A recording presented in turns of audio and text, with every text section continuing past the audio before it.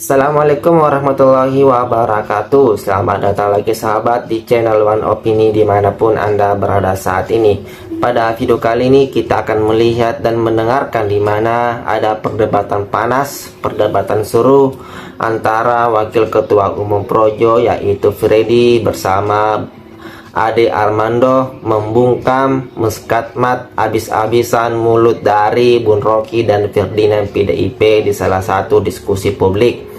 Nah, tentu saja Bun Rocky dan Ferdinand PDIP ini membela Hasto, yang dimana menurut mereka kasus Hasto itu dipolitisasi oleh kekuasaan sehingga Hasto ditetapkan sebagai tersangka oleh KPK. Nah, Bun Rocky dan Ferdinand tidak bisa membantah apa yang dikatakan oleh Freddy dan Ade Armando, sehingga logika Bun Rocky ini buntu, bingung, tidak bisa melawan apa yang dikatakan oleh Ade Armando dan Freddy di salah satu diskusi publik. Nah, seperti apa videonya sahabat-sahabat? Kita lihat dan dengarkan videonya berikut ini. Aktor yang terlihat pasif di depan tetapi sebetulnya aktif di belakang, begitu dituding seperti itu. Silakan Bang Freddy. Ya, jadi pertama kita harus melihat bahwa seorang ketua umum, seorang sekjen partai menjadi tersangka itu bukan hal yang aneh, itu hal biasa ya. Jadi kemudian teriakan-teriakan yang dilakukan oleh tersangka, politisasi hukum, ya, kriminalisasi, itu juga bukan hal yang biasa. Udah banyak contoh-contoh yang melakukan itu, ya. Bisa cari kambing hitam, atau buying time, atau untuk kepentingan kasusnya tersendiri, misalnya supaya penyidik melihat itu dari angle lain, itu bisa sah-sah saja.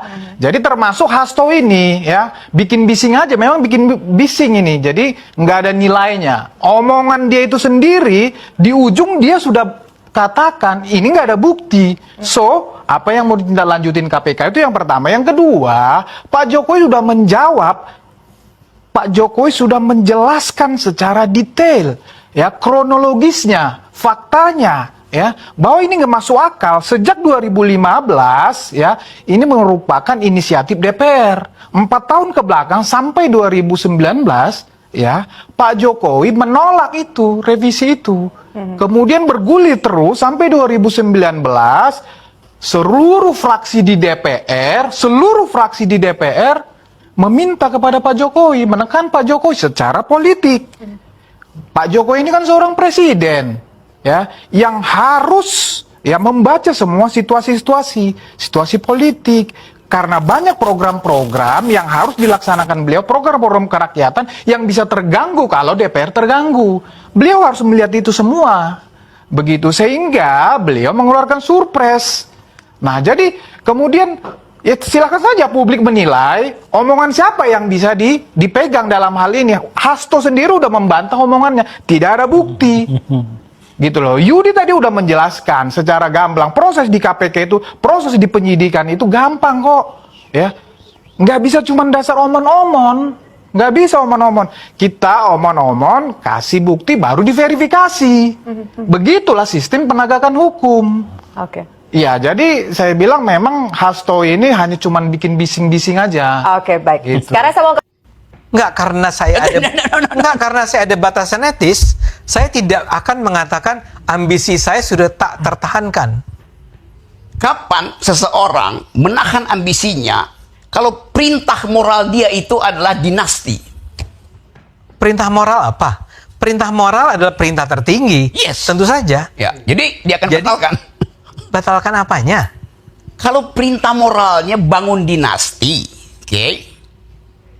Dia akan batalin apa enggak tuh? Bagaimana mungkin ada sebuah perintah moral bentuknya adalah bangun dinasti? Seharusnya tidak boleh ada, tetapi itu faktanya, itu deh lo. Itu karangan Anda. Lo ini Itu imajinasi Anda. Gini. Imajinasi saya, oke? Iya. Imajinasi saya itu you cari pembuktian ilmiah, nggak ada kan? Nggak ada. Baca seluruh analis Australia, Indonesianis, disebutkan di situ ambisinya memang bangun dinasti. Saya tidak riset itu. Yang riset adalah teman-teman you yang PhD semua. Tanya, Pak. Ya kenapa tiba-tiba saya harus setuju dengan mereka? Boleh juga setuju. Iya. Tetapi Kan saya- argumen you itu dia tidak teoritis. Saya tanya sama Anda, tunjukkan buktinya Itu. bahwa dia dengan sengaja berusaha menjadi mastermind dari perubahan di dalam Mahkamah Konstitusi. 7 disertasi di dunia, 8 dengan disertasi Hasto tentang itu. Apa yang kurang? Apa hubungannya Apa dengan hubungannya? Mahkamah Konstitusi? Apa hubungannya dengan Jokowi? Sebut disertasi mana yang kesimpulannya adalah Jokowi itu memastermindi perubahan Mahkamah Mahkamah Konstitusi. Oke. Sebut You Google satu. aja. No, you Bahkan- mention one. Mention yang one. bisa dibaca orang Indonesia ya, disertasi Hasto. Enggak, Anda bilang ada 8, ada 7 Ada 8 plus Hasto jadi Nanti 8. gua kirim ke lu 8 Ya. itu, oke. Sekarang aja di depan Satu, publik. oke. Ini ada siaran langsung di Yes, televisi oke. nih ya. You minta satu, oke. Ya, siapa? Yang bisa dibaca dalam Ya. bahasa Indonesia, disertasi Hasto. Bahasa Inggris. Saya mesti sebutkan itu pada seseorang yang secara intelektual, Saya? adik, Saya? setiap hari membaca jurnal. Saya nggak pernah baca. Saya baca dong Enggak, kalau saya. gitu dia nggak pernah baca. Apa bang judul What? jurnalnya bang? Jurnal itu dikutip di semua artikel. Ya itu apa? You mau tanya judulnya? Iya. Gua Google dulu. Enggak, kenapa Google dulu? Oh ya oke. Silakan Google dulu kalau Anda bisa. Kalau saya terangkan di situ, Iya. orang tanya, versinya apa? Versi yang paling bagus itu versinya Hasto. Saya ambil yang tertinggi aja. Coba. Versinya Hasto apa pentingnya? Hasto is not an intellectual. Oke. Dia dapat doktor aja saya ragukan. Ya udah kalau gitu.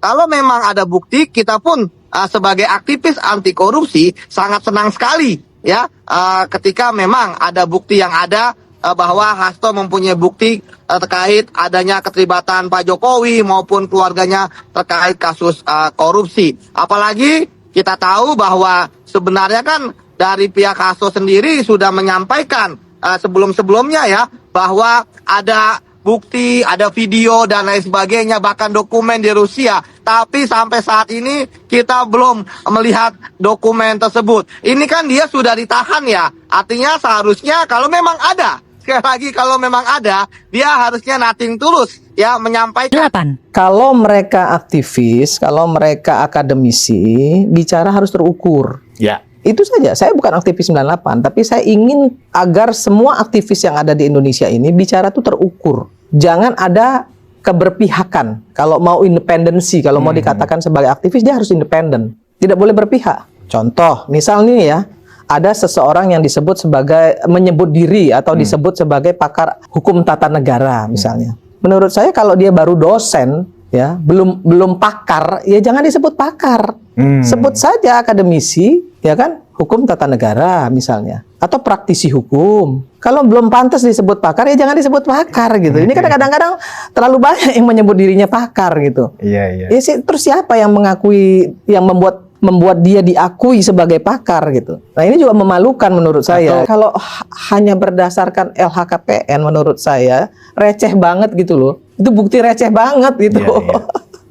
Nggak pantas juga ya seorang teman-teman akademisi yang punya nama gitu ya membawa bukti ke KPK hanya berdasarkan LHKPN.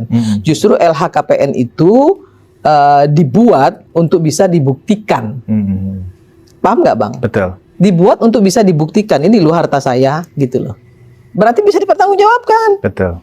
Kalau nggak mungkin dia berani tulis di LHKPN-nya. Saya suka malu sendiri aja sih bang sebenarnya ya. Karena biar bagaimanapun saya ini aktivis bang.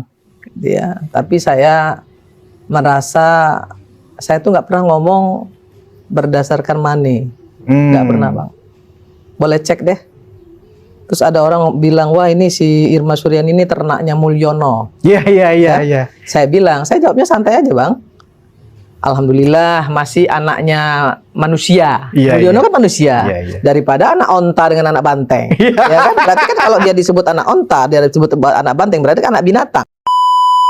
Nah, itulah tadi sahabat-sahabat cuplikan video perdebatan panas, perdebatan suruh, yang dimana Bun Rocky ini mati kutuh di hadapan Ade Armando dengan Freddy. Bun Rocky tidak bisa membantah. Bun Rocky kehabisan logika, kehabisan akal, sehingga kelihatan cemberut ya. Tadi sahabat-sahabat, bagaimana pendapat Anda? Silahkan komentar di bawah. Jangan lupa like dan subscribe. Sekian dan terima kasih.